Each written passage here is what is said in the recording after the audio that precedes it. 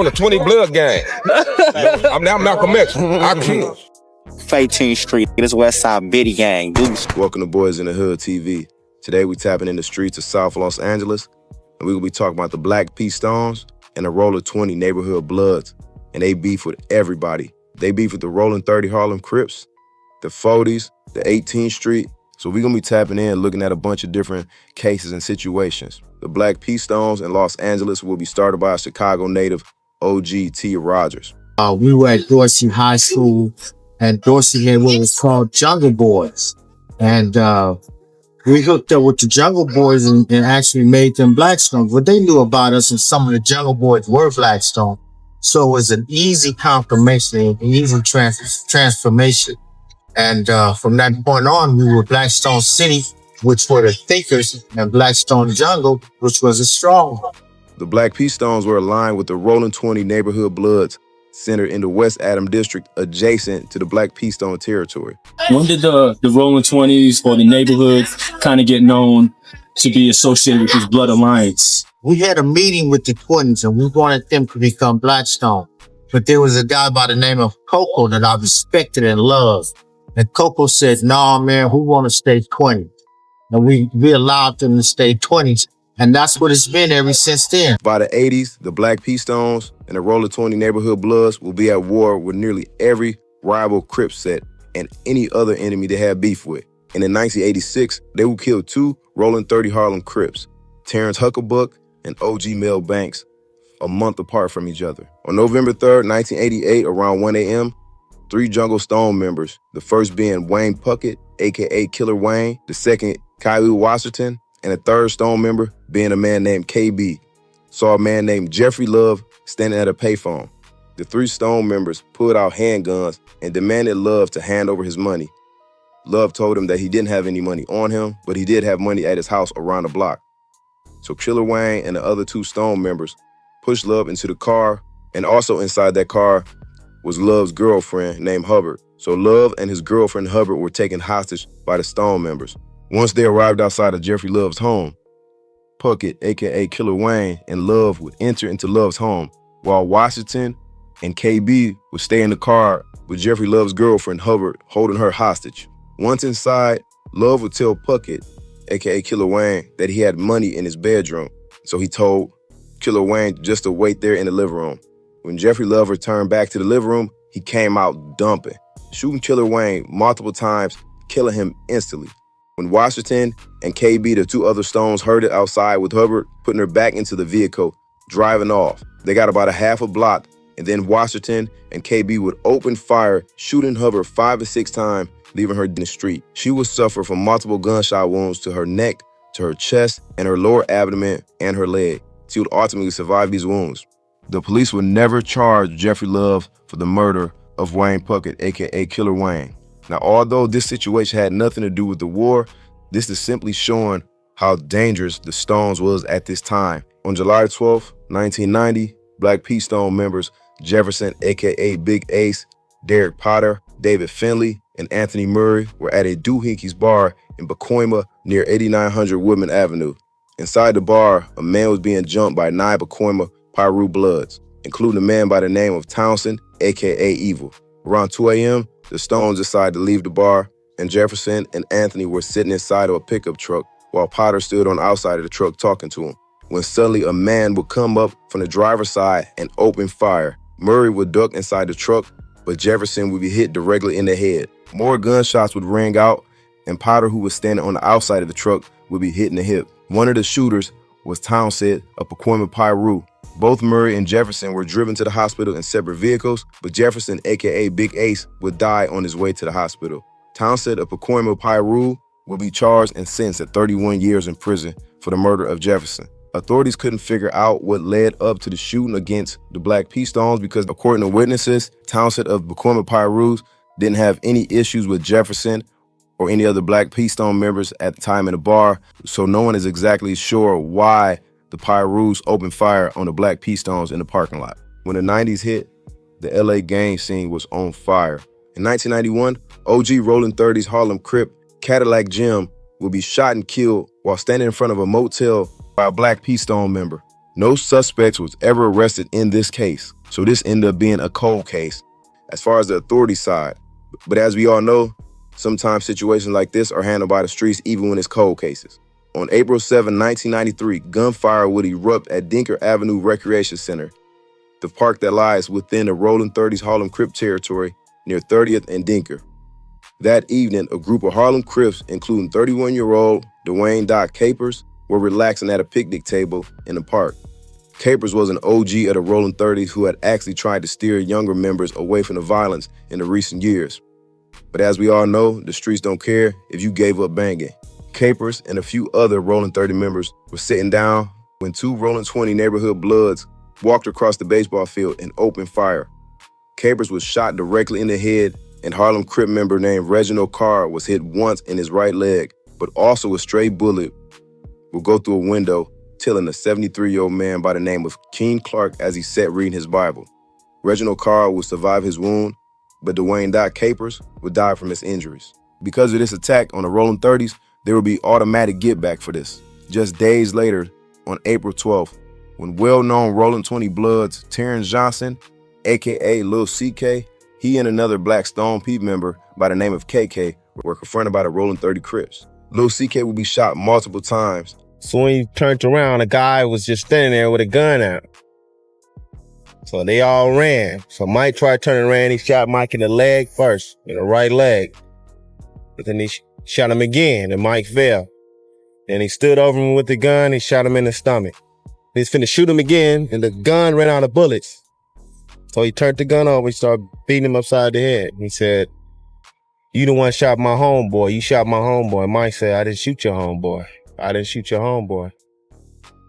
So at the time when he was doing all the shooting, I ran like a block or 2 blocks down. And I stopped, and I'm like, fuck that. They're gonna kill my homeboy. They're gonna have to kill me too. So I'm running forward, and I just see the guy he didn't really run or nothing. He just got up, walked off, jumped in the fucking car. And by the time I make it to Mike, Mike was on his back near the curve on Washington and Gramercy. He was rolling around.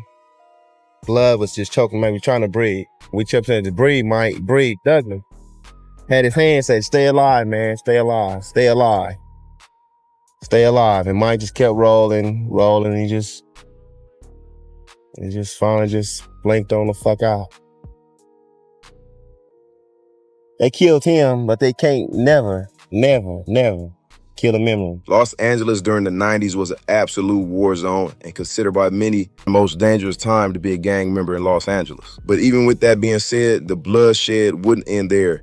It carried on into the 2000s, and the younger generations will be just as active as the OGs. As I say in every one of my videos, in every war, there's always casualties of war, and a lot of times the casualties are innocent victims caught in that crossfire. On January 31st, 2004, in the early evening, the Black P Stones and Rollin 20s were throwing a party, and allegedly they were confronted by 18 street members. Now in this incident, nobody was injured or wounded, but later that night, things would take a turn for the worse.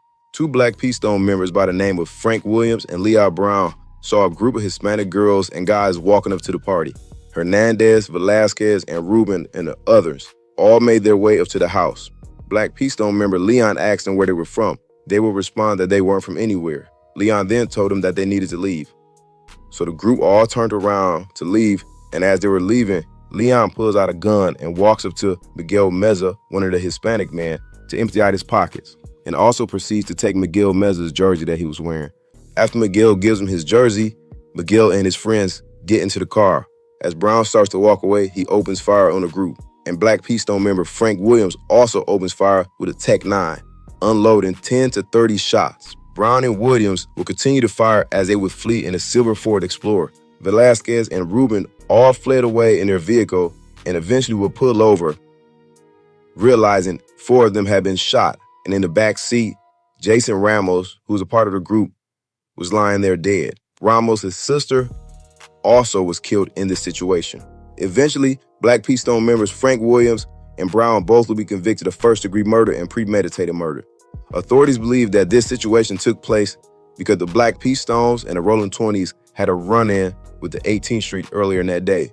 Nearly 1 month later, on February 6, 2004, Black P Stone members would see 3 Westside Boulevard Crips enter into a Radio Shack store on La Brea near Coliseum. Shortly after, the Black P. Stone member would enter into the store, confronting the Westside Boulevard Crips, immediately asking them where they was from. When they threw up their hood, 15 or more P. Stones flooded inside the store, jumping the 3 Crips. Gunshots would eventually ring out and the police would call and everybody would go their separate ways.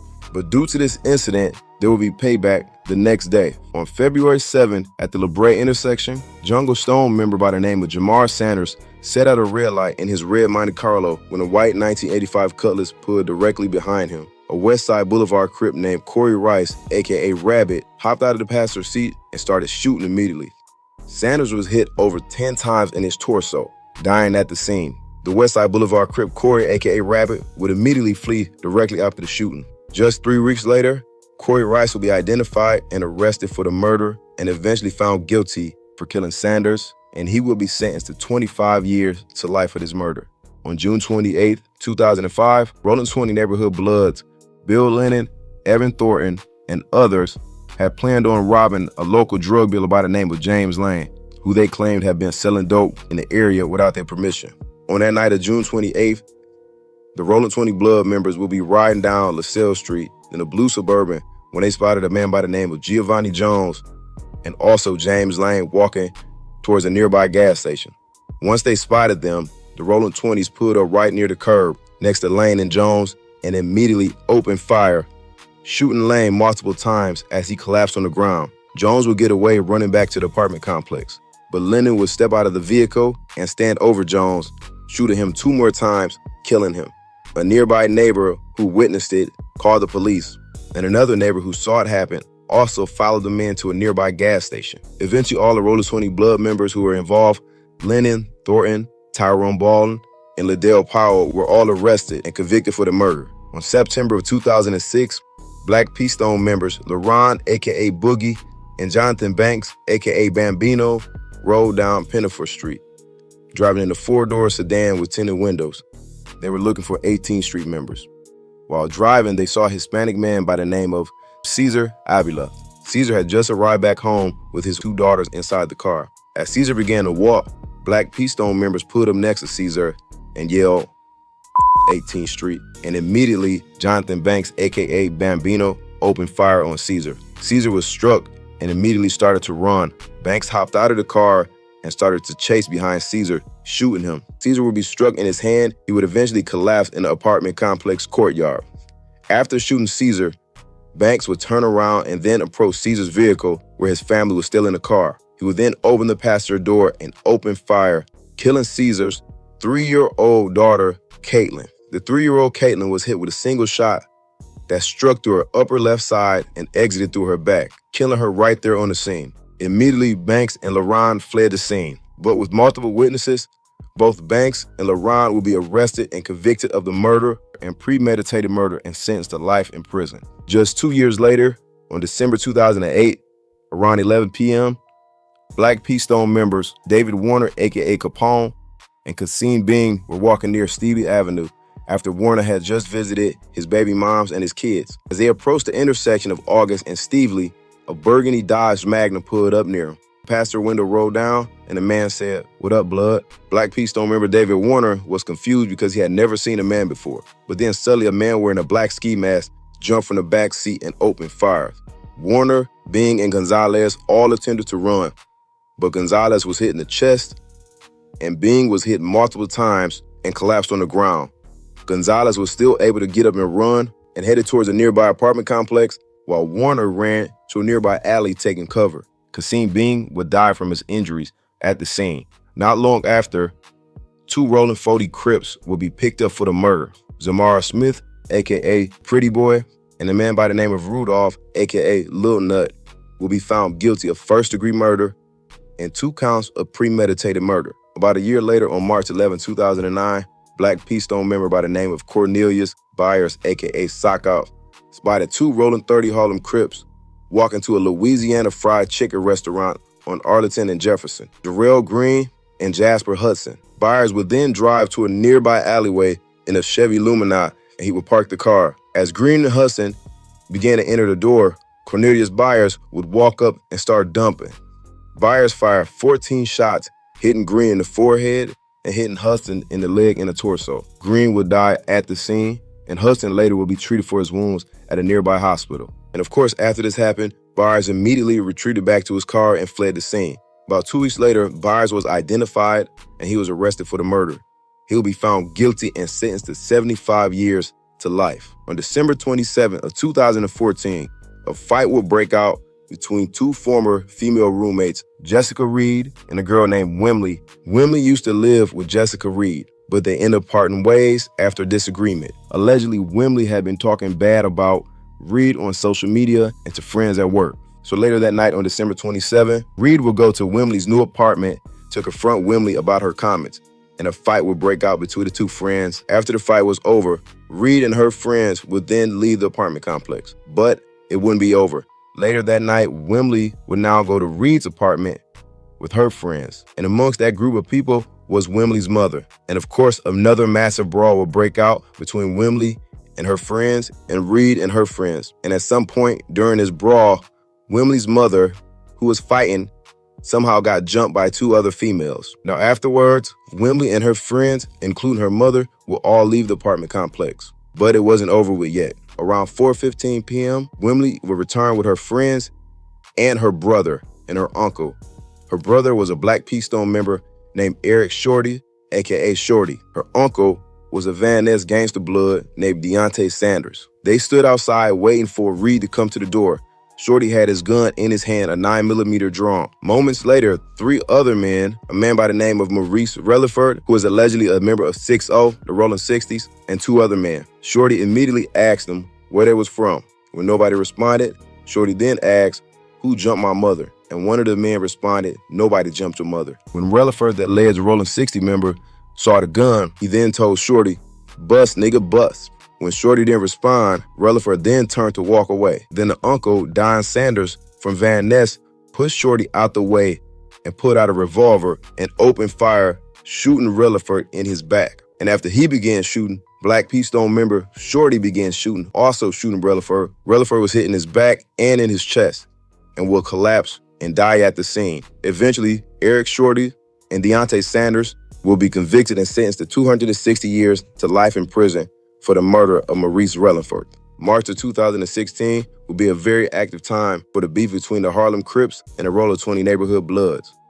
Around 6:45 p.m. on March 14th, Rollin 20 Bloods member by the name of Branford Smith, aka Baby Slick, was gunned down on West Adam Boulevard, where the police would find him laying on the ground. Only a few hours later, after this murder, around 10:38 p.m., Rollin 20 Blood members Kavion Livingston and Christopher Griffiths will be right near Sammy's Liquor Store on 9th Avenue and Jefferson Boulevard in a white Chevy Malibu. Livingston spotted a Harlem Crip named Green with open fire, shooting at the Malibu. Livingston and Griffiths will open fire back, but in the midst of the shootout, a Latino male by the name of Lorenzo Ambrosio was riding his bike, and he will be struck multiple times and eventually collapsed off his bike. He would later die at the hospital from his injuries. Kayvon Livingston and Christopher Griffiths will be arrested for the murder, and they will be sentenced to life in prison. I want to thank everybody for tapping in and watching this video, and I appreciate every last one of y'all who's been showing me hella love on the channel and subscribing and just having the channel go up. I'll see y'all next time.